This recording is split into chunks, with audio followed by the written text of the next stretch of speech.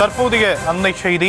Saudi அரேபியாவில் நடைபெற்ற சாலை விபத்தில் இந்தியர்கள் 40 பேர் ஏற்கனவே உயிரிழந்த நிலையில் பலர் படுகாயமடைந்து மருத்துவமனையில் அனுமதிக்கப்பட்டிருந்தனர். இந்த நிலையில் தற்போது பலி எண்ணிக்கை 45ஆக உயர்ந்திருக்கிறது. சவுதி அரேபியாவில் ஏற்பட்ட விபத்தில் சிக்கி 45 பேர் உயிரிழந்துள்ள அந்த அண்மை செய்தியை நாம் பார்த்து வருகிறோம். கூடுதல் விவரங்களை செய்தியாளர் ராஜேஷ் வழங்க நாம் கேட்கலாம். ராஜேஷ், மேலும் விவரங்கள். ஷாம், வணக்கம். சவுதி அரேபியாவில் இந்திய யாத்ரீகர்கள் சென்ற பேருந்து விபத்துக்குள்ளானது.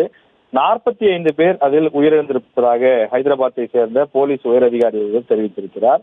குறைந்தது 45 அந்த உம்ரா யாத்ரீகர்கள் கொல்லப்பட்டதாக வெளியான அந்த தகவல்களுக்கு பிறகு இந்த சம்பவம் என்பது ஒரு பெரும் துயரத்தை ஏற்படுத்தியிருக்கின்றது.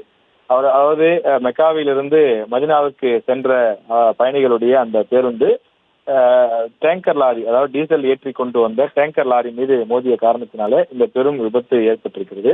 அந்த பேருந்தில் பயணித்த ஒரே ஒரு 24 வயதான இளைஞர் ஒருவர் மட்டும் தப்பித்தார் என்று சொல்லப்பட்ட நிலையில முதலில் 42 பேர் உயிரிழந்ததாக தகவல் வெளியாகி இருந்தது.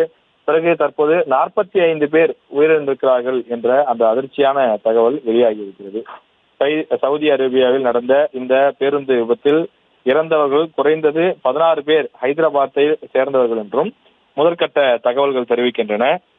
அவர்களை அடையாளம் கண்டு அவர்களுடைய உடலை மீட்டு வருவதற்காக தெலுங்கானா அரசாங்கம் தேவையான நடவடிக்கைகளை தொடர்ந்து எடுத்துக்கொண்டிருக்கிறது.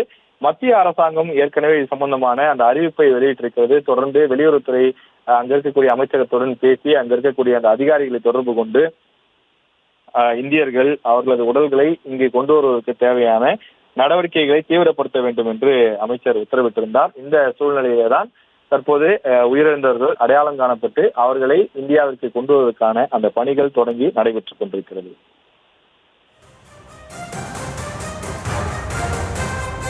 விரிவான விவரங்களுக்கு நன்றி ராஜேஷ்.